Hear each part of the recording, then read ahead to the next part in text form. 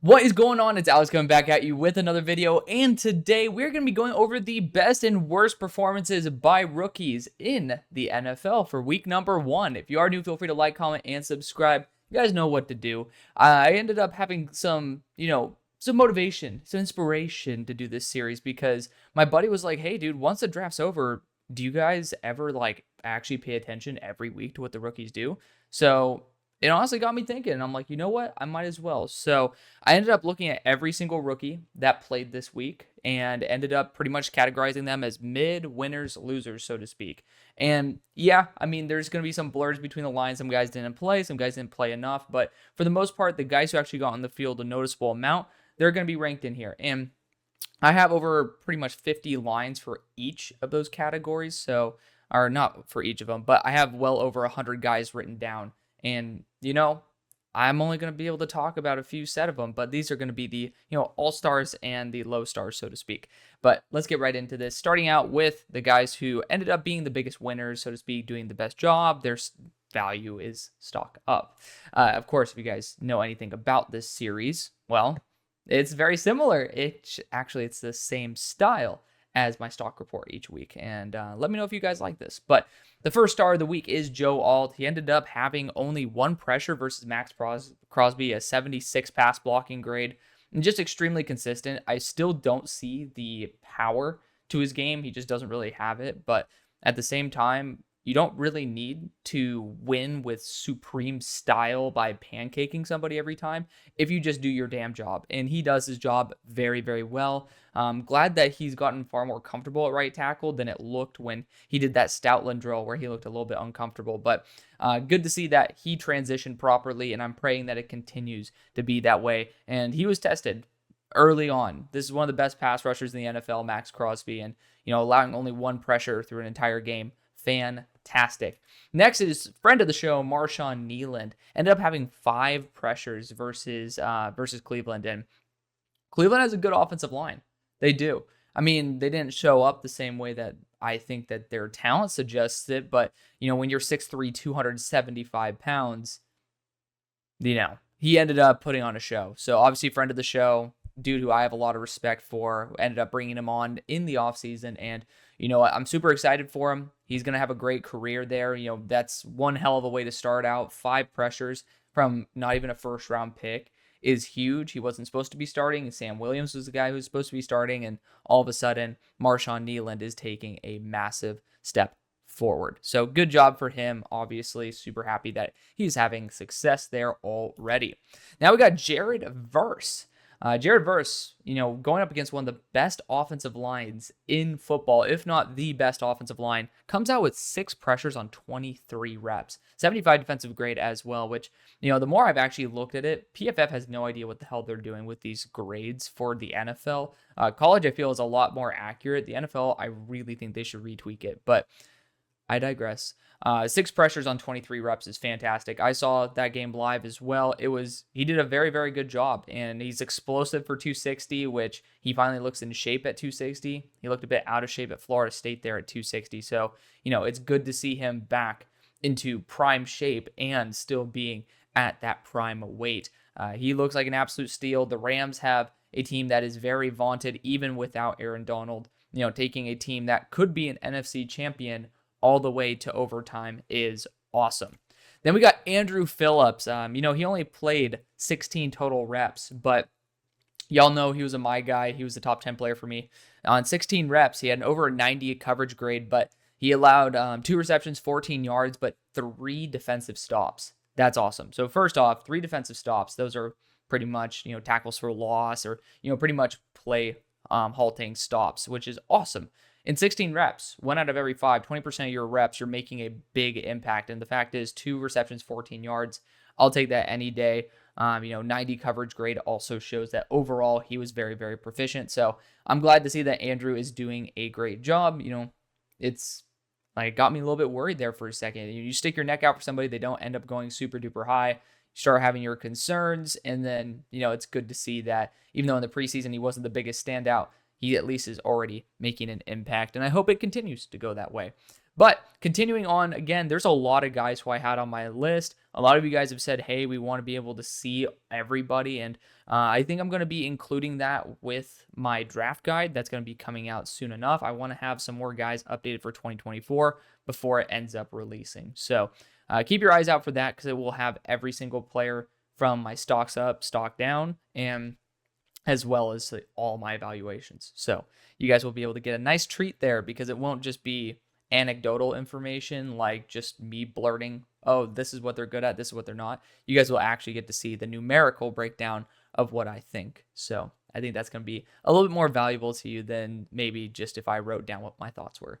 But continuing on, stock up, the dudes who also performed really well this week, and I think this is the stars of the stars. There's a lot of guys who, like, I had to delete a lot of players from the list that, from what was supposed to be seen here, that I really wanted to shout out. So, big key shout out to guys like Brock Bowers, Ladd McConkey, etc., who did a fantastic job. And starting out with T'Vondre Sweat, this dude had 2 pressures on 38 total reps. He had a 77 grade, but the numbers don't even speak to how damn dominant he was. He really embarrassed the Bears' interior defensive line. And, him and Jeffrey Simmons, if T'Vondre can continue being that explosive for the whole game, that might be the best defensive interior arguably in the NFL, because of the fact that you cannot block 366 pounds that moves at that speed, who has that type of pass rushing ability. T'Vondre Sweat got better and better every single year at Texas, and he was one of my guys. And then he ended up having that BS with that. I think he was under the influence when he was driving, but ended up saying he was kind of done with that. Had some big character concerns there. I thought it was a bit early for them to take him, but it's right now proving to be, I hope it remains this way throughout his career, because that red flag is not really like a game 1 issue. It's a more so career issue. I'm praying to God that, T'Vondre really has cleaned up and he looks really, really good. Quinion Mitchell is next. He ended up allowing 86 yards, and it was a trial by fire, but that's what Fangio wanted to do. And also he ended up having 2 pass breakups. So that's pretty damn awesome. They're flying to Brazil. Like, I'm sure everybody was, it's just not like you're hanging out at home or the hotel with your boys and on like a normal game week and everything's chill. Like, it's a whole entire different procedure in a different country. So I do think that, for the fact that you're in a very unique environment for your first ever game, you're put out there right away. 86 yards definitely wouldn't have been something that I'd put on here if he did not have the second pass breakup, but I thought he did a phenomenal job in those high level moments, and I think he's only going to get better. Next, we got Edgerrin Cooper, limited reps, but he was a top graded player from Green Bay's defense, which if you guys ever look at the defensive grades, the linebackers are always towards the bottom, and he was actually there up at the top. He did a phenomenal job. And, the thing is, throw the grades away. When he was on the field, he made a massive impact. Don't know what the hell the Green Bay is doing by not starting him every single rep. He was my linebacker 1 by a good margin at the end, but 85 defensive grade in his debut. Linebacker is the hardest position to transfer over to the NFL, and he did it phenomenally. Brian Thomas Jr. is next. 4 receptions, 47 yards, and a touchdown, but that doesn't tell the full story. He almost beat Jalen Deep again, and he is fantastic. He's the whole entire reason I ended up implementing the it factor, if you guys follow my actual grading series.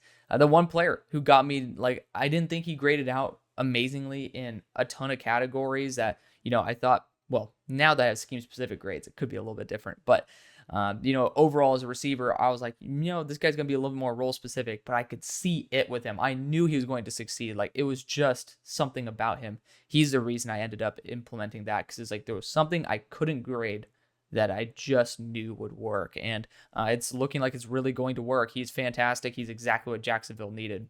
Malik Neighbors is next. Somehow, some way, he got 5 receptions for 66 yards with Daniel Jones as his quarterback. Did have a drop in there, but at the end of the day, he's already having some frustrations with Daniel Jones, and I don't think that's unwarranted. I think he definitely deserves to have some sort of irritation, so to speak, when it comes to the quarterback play. Then we have Zach Frazier, center out of Pittsburgh. Well, no, he's not center out of Pittsburgh, he's center out of West Virginia. But now on my Steelers, he had an 83 pass blocking grade, and he ended up having 0 pressures, 69 total reps, very nice. But I think 38 of them were pass blocking, 0 pressures versus the Falcons, which, the Falcons aren't that slouchy. You got Grady Jarrett in there, and Grady had his fun versus some of the guards and such. But, at the end of the day, you still expect for a rookie center who was coming off of an injury as well coming off an injury from college to be able to have some struggles. And he didn't. That's absolutely phenomenal. He's performing better than I expected.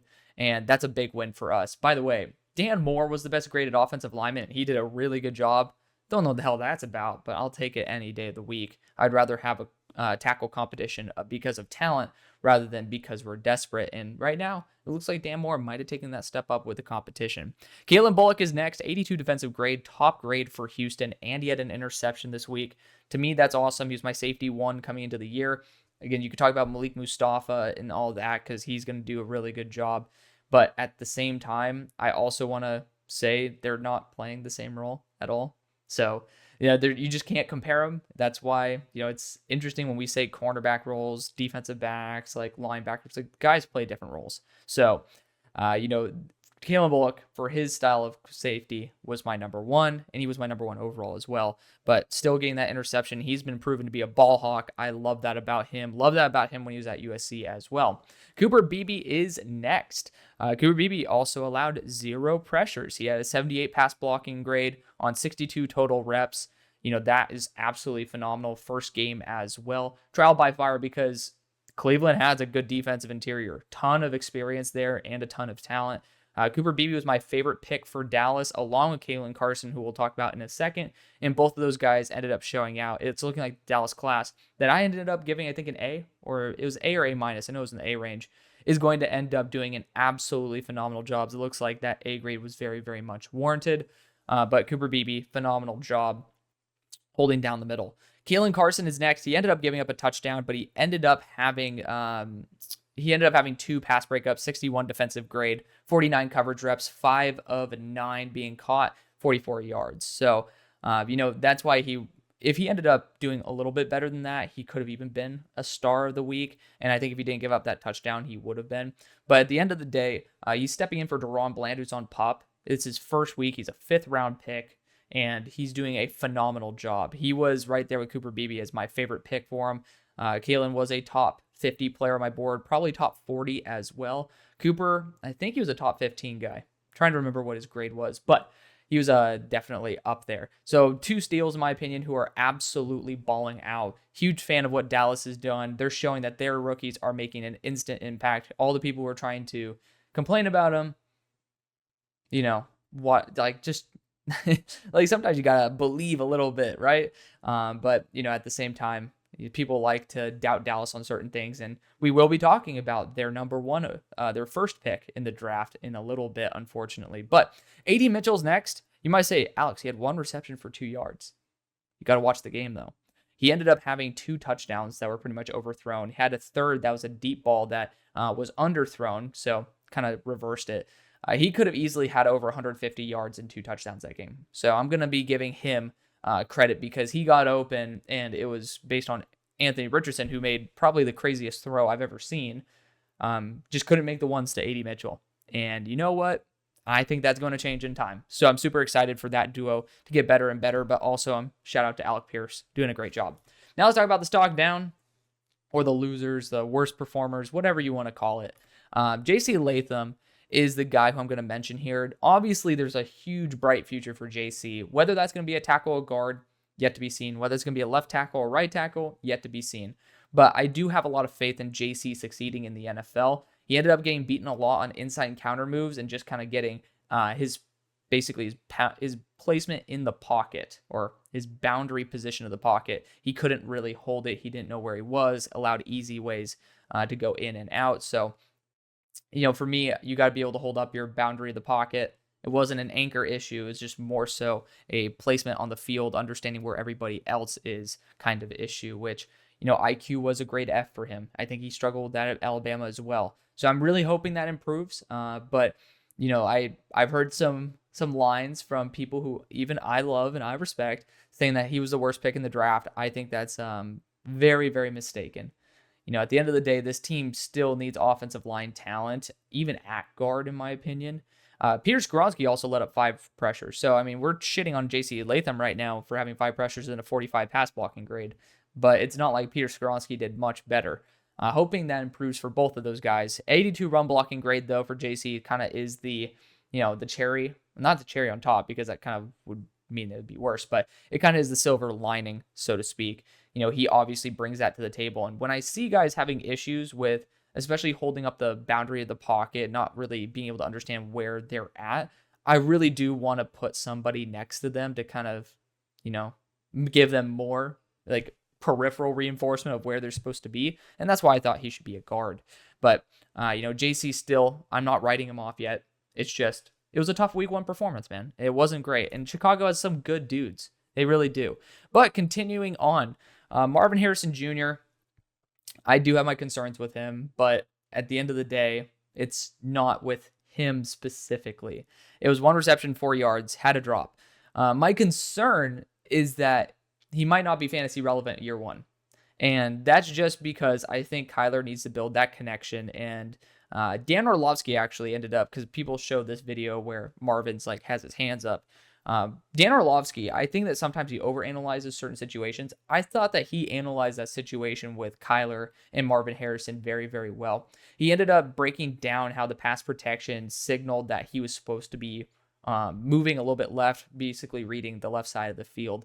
That didn't happen, and there were a couple guys coming in, so he was supposed to be basically testing out how hot he was supposed to be. Is he supposed to hit a quicker route, or is he able to develop it? And by the time he got back to Marvin, there were already defenders pretty much running to be able to intercept, so to speak, that play. And, I don't think that Marvin did anything wrong. I think that it just was a, maybe a fraction of a second off, to where I think Kyler, if he got there quarter of a second earlier, would have felt a bit more comfortable throwing that ball. So obviously I love Marvin. I have my issues in terms of his impact year 1, but Arizona still put up a fight, and that's with him having a drop, getting a reception for 4 yards, and that's it. So I do think that the future's bright, but people who are taking him like top 15 in their fantasy drafts, I was like, let's wait a little bit. So we'll see. Michael Wilson didn't even do that well either statistically, if my memory serves me correct. Roger Rosengarten's next. He looked like he was a little bit of a fish out of water there. He had a 31 pass blocking grade, allowed 2 pressures, but when watching him, he looked very uncomfortable. And that, to me, he was graded as a fringe starter. I like the idea, and I think he's going to be a good tackle for Baltimore. But that talk about trial by fire. A lot of these poor rookie tackles are going up against like the best of the best. Chris Jones, Myles Garrett. We'll talk about with Tyler Guyton. Like these poor tackles, like they're dealing with some stuff, man. And you know what? It's good to be able to struggle a little bit here and there. It's a reality check, and I think they'll bounce back. Roger Rosengarten, I think, should bounce back as well. He just needs to be a bit more consistent, and in time he will. That's why he graded out as a fringe starter for me. Then we got Xavier Thomas. This one hurts me a little bit. He was one of my guys, and he's a 5th round pick making his start. So it's not like you have very high expectations for him. He was, I think, a top 64 player for me in the end. But 15 pass rushing reps, 0 pressures, 29 defensive grade. Like that's the kick in the balls right there. 15 pass rushing reps with 0 pressures. It's like, I'd really hope that you get 1, but it's the overall performance that I really didn't appreciate. It just wasn't like, you have to have some sort of impact, and his was actually a net negative on the team. So I think in time he will get better at that. He's a lighter edge rusher. It will happen. Caleb Williams is next. I have to mention it. He was 14 receptions or 14 completions at 93 yards with 0 big time throws and 2 turnover worthy plays, right? Like 48.3% completion percentage. He had his issues. Like the offensive line was not doing him any help. But again, quarterbacks in the NFL have to be able to manage that. That's just unfortunately the case. Offensive lines not often beat the defensive lines. That's just the way it is. So you got to be able to handle that pressure. And Caleb had some struggles. He did. But I do think that this is far from saying Caleb Williams is not worth the number 1 overall pick. It's just, hey, this is the performance week 1. That's why I'm making this series, so we can track it over time.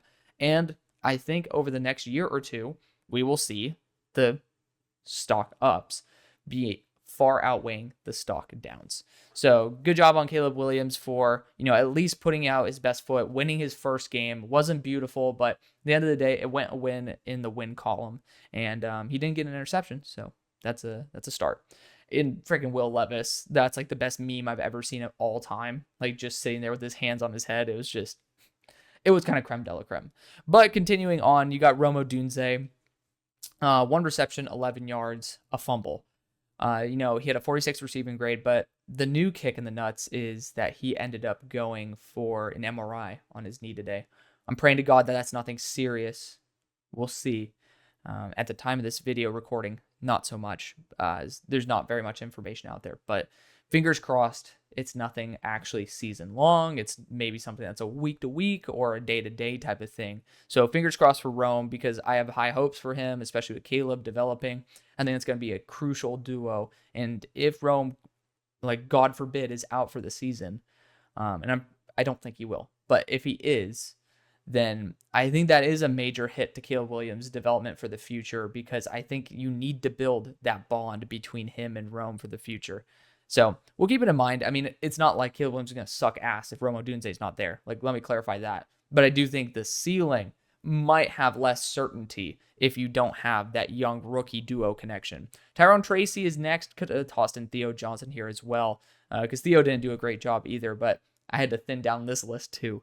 Tyrone Tracy had 3 carries for 2 yards, 0 missed tackles forced, and he only had 1 reception for 5 yards, but he ended up having a drop. So, like, the fact is, 3 carries for someone who I thought actually could make a couple guys miss. Like, there were a couple running backs that I have in stock up, so to speak, like a stock winner, and they had 2 carries. Like, Carson Steele had 2 carries for like 3 yards.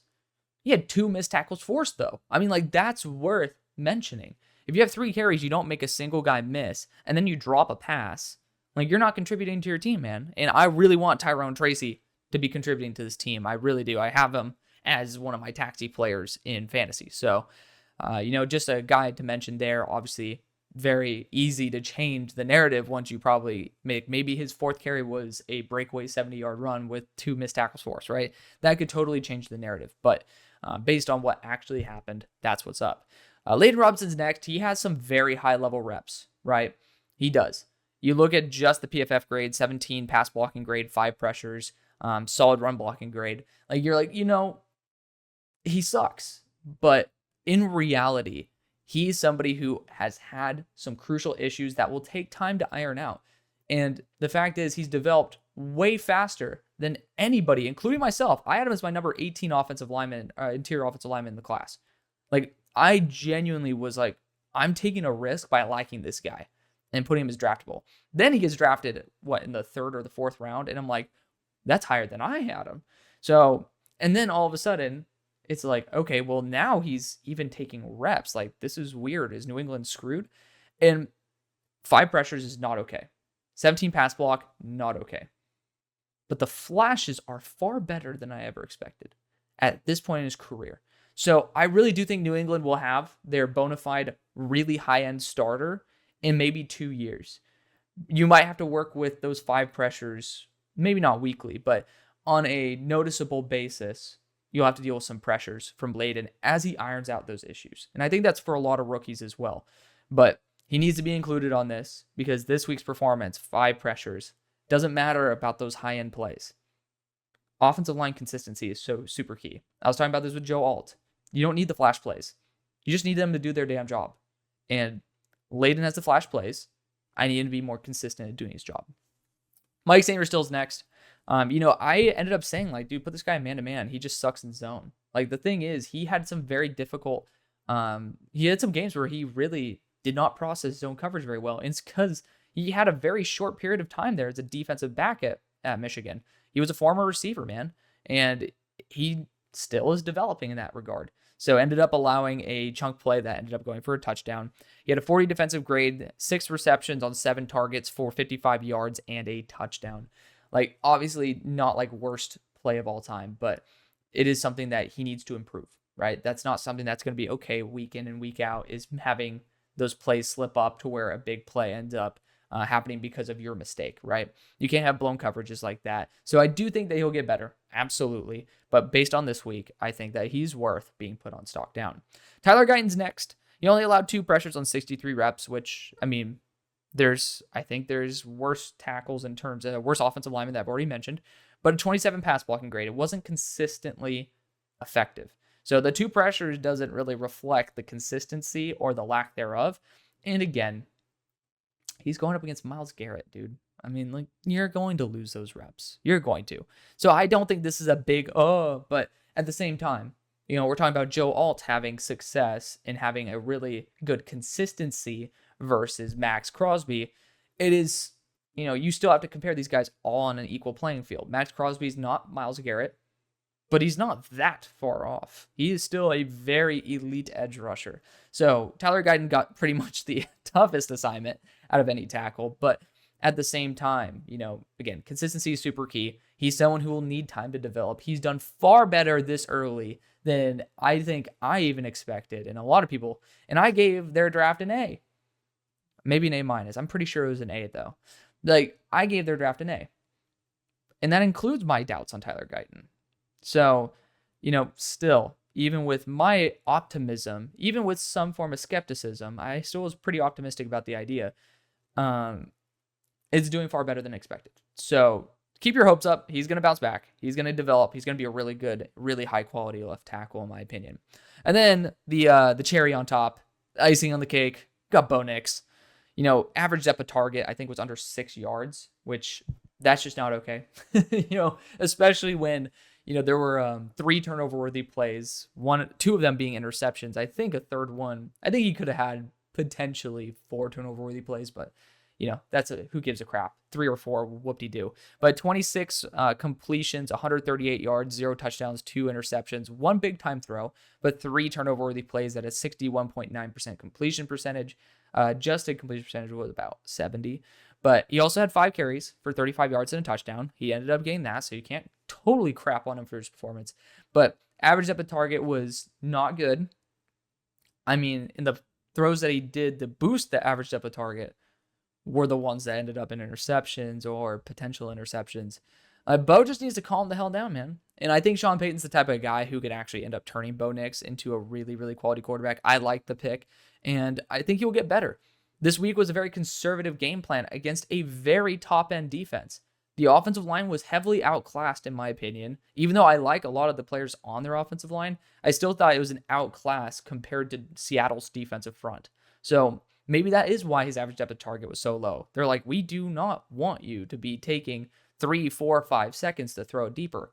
The issue I had was maybe throw the average depth of target out of there. It was the passes that were 10 plus were not great. They were not. They were not consistent. And that's not something I expected from Bo. I saw Bo thread needles down the middle of the field for Oregon. I saw him throw those seam routes into tight windows for Oregon. I don't know what happened this week, but there's certainly quite a few more for him to be able to bounce back. So this is a way too early look, but this is why we're going to be doing this every single week. If you do really like it, obviously giving a thumbs up really does help. I mean, I didn't even do an A/B test to see if you guys actually wanted this. I actually just wanted to do this for myself, and I really hope that you guys enjoy this series. I think it's just a great way for me to keep up to date with all the guys who are in the league now, and also be able to have that nice balance of the guys who are going to be coming into the league. So thank you so much for watching. I love you. See you on the far side. Peace.